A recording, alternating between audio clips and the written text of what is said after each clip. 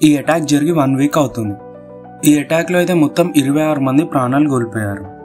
ఈ అటాక్ వెనుక పాకిస్తాన్ ఉందని బలమైన ప్రూఫ్స్ అయితే బయటపడ్డాయి. ఈ అటాక్ జరిగినప్పటి నుంచి ఇప్పటి వరకు ఇన్వెస్టిగేషన్ ద్వారా మనకు వచ్చిన ఇన్ఫర్మేషన్ గురించి అయితే మాట్లాడుకుందాం. సెక్యూరిటీ ఫోర్సెస్ అయితే సెర్చ్ ఆపరేషన్ ని లాంచ్ చేసింది. ఐ విట్నెస్ వాళ్ళ స్టేట్మెంట్స్ తీసుకొని వాళ్ళ దగ్గర ఏమైనా వీడియో ఫుటేజెస్ కానీ ఏమైనా ఉంటే కలెక్ట్ చేసుకొని ఇన్వెస్టిగేషన్ అయితే స్టార్ట్ చేసింది. ఇందులో one of the main footage zip lining tourist దగ్గర అయితే దొరికింది.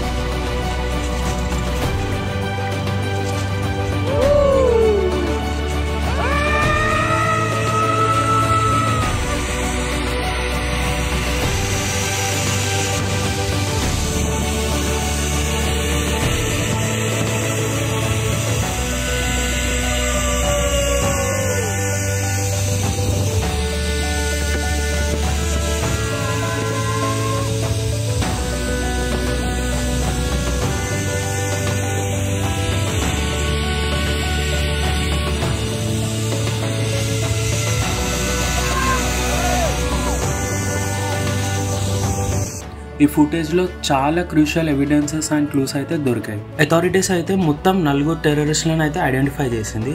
3 పాకిస్తాన్కి చెందిన వాళ్ళు, ఆసిమ్ మూసా, అలీబాయ్, ఆసిఫ్ ఫౌజీ అండ్ ఒక లోకల్ బాయ్ ఆదిల్ తోకర్. ఈ ఆదిల్ తోకర్ గురించి అయితే మాట్లాడదాం.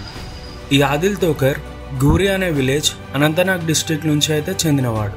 నైబర్స్ ఏమంటున్నారంటే వీడు ఎప్పుడు ఎవరితో మాట్లాడేవాడు కాదు, డీసెంట్గా అండ్ ఎప్పుడు చదువుతూనే ఉండేవాడంట. ఎడ్యుకేషనల్ బ్యాక్గ్రౌండ్కి వస్తే master degree from Indira Gandhi national open university, ఇంకా గ్రాడ్యుయేషన్కి వస్తే గవర్నమెంట్ డిగ్రీ కాలేజ్ కందాల్ నుంచి అయితే ఈ డిగ్రీస్ కంప్లీట్ చేశాడు. ఏప్రిల్ 29, 2018 ఎగ్జామ్స్ రాయడానికి బద్గం డిస్ట్రిక్ట్కి వెళ్తున్నా అని ఇంట్లో వాళ్ళకి చెప్పాడు. అప్పటి నుంచి ఎవరికి కనిపించకుండా పోయాడు. ఇన్వెస్టిగేషన్ చేశాక తెలిసింది ఏంటంటే ఆదిల్ తోకర్ 2018లో స్టూడెంట్ వీసా మీద అయితే పాకిస్తాన్కి వెళ్ళాడు. పాకిస్తాన్కి వెళ్ళాక టెర్రరిస్టులతో చేతులు కలిపి కాంబాట్ ట్రైనింగ్ అయితే తీసుకున్నాడు.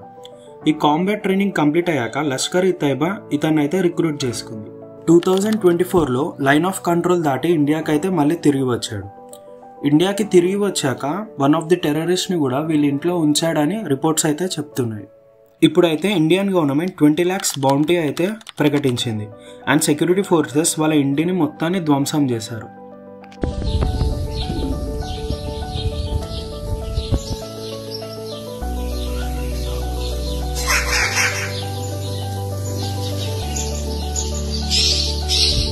నేషనల్ ఇన్వెస్టిగేషన్ ఏజెన్సీ అయితే ఇన్వెస్టిగేషన్ చేయడం స్టార్ట్ చేసింది. వీళ్ళు ఫస్ట్ టీమ్స్గా డివైడ్ అయ్యి కొంతమంది అటాక్ సైట్కి వెళ్ళి ఫారెన్సిక్ ఎవిడెన్సెస్ అయితే కలెక్ట్ చేశారు. మరికొంతమంది లోకల్స్ దగ్గరికి వెళ్ళి ఇన్ఫర్మేషన్ అయితే గ్యాదర్ చేశారు.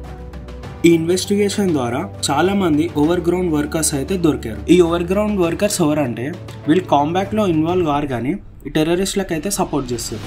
ఈ సపోర్ట్ ఎలాంటిదంటే వాళ్ళకి ట్రాన్స్పోర్టేషన్ ప్రొవైడ్ చేయడం కానీ, సేఫ్ హౌసెస్ ప్రొవైడ్ చేయడం కానీ, వీళ్ళకి మనీ ఇవ్వడం అండ్ ఇండియన్ సెక్యూరిటీ ఫోర్సెస్ యొక్క ఇన్ఫర్మేషన్ని వాళ్ళకి ఇవ్వడం అండ్ ఈ అటాక్ సైట్స్ని లేఅవుట్ గీసియడం అండ్ ఆల్సో వెపన్ సప్లైస్ కూడా చేస్తారు. అండ్ వీళ్ళు చేసే అతిపెద్ద చెత్త పని ఏంటంటే బ్రెయిన్ వాష్. టెర్రరిస్టులు ఏ పని చేసినా వాళ్ళు కరెక్టే చేస్తారని అక్కడ ఉండే వాళ్ళని నమ్మించి వాళ్ళని టెర్రరిస్ట్ గ్యాంగ్లో జాయిన్ చేయించుకునేవాళ్ళు. పహల్గామ్ అటాక్ వెనుక కూడా మొత్తం 15 members local over ground workers అయితే దొరికారు.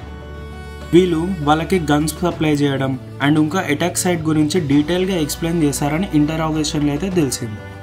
అండ్ ఇంటరాగేషన్లో ఈ అటాక్ వెనుక ఉన్న మాస్టర్ మైండ్ పేరు అయితే బయటపడింది. Asim Musa, a former para command of Pakistan army special forces. వీడి బ్యాక్గ్రౌండ్ బట్టే చెప్పొచ్చు పాకిస్తాన్ ఇన్వాల్వ్మెంట్ ఉందని. ఆసిమ్ మూసాకి లష్కర్ ఇ తైబాకి కనెక్షన్ ఉందని ఎలా తెలిసిందంటే జునైద్ అహ్మద్ భట్, వీడు one of the Lashkar e Taiba terrorist. యాక్చువల్గా వీడు డిసెంబర్ 2024లో అయితే చనిపోయాడు. వీడి ఫోన్ చెక్ చేసి చూస్తే వీళ్ళిద్దరు కలిసి ఒక ఫోటో దిగినట్టయితే కనిపించింది. దీన్ని బట్టే చెప్పొచ్చు పాకిస్తాన్ ఎంత పెద్ద గేమ్ ఆడుతుంది. సర్చ్ ఆపరేషన్స్ అయితే ఇంకా నడుస్తున్నాయి. వీళ్ళు దొరకగానే ఇండియన్ గవర్నమెంట్ ఏం చేస్తే బెటరో కమెంట్స్ అయితే చెప్పండి.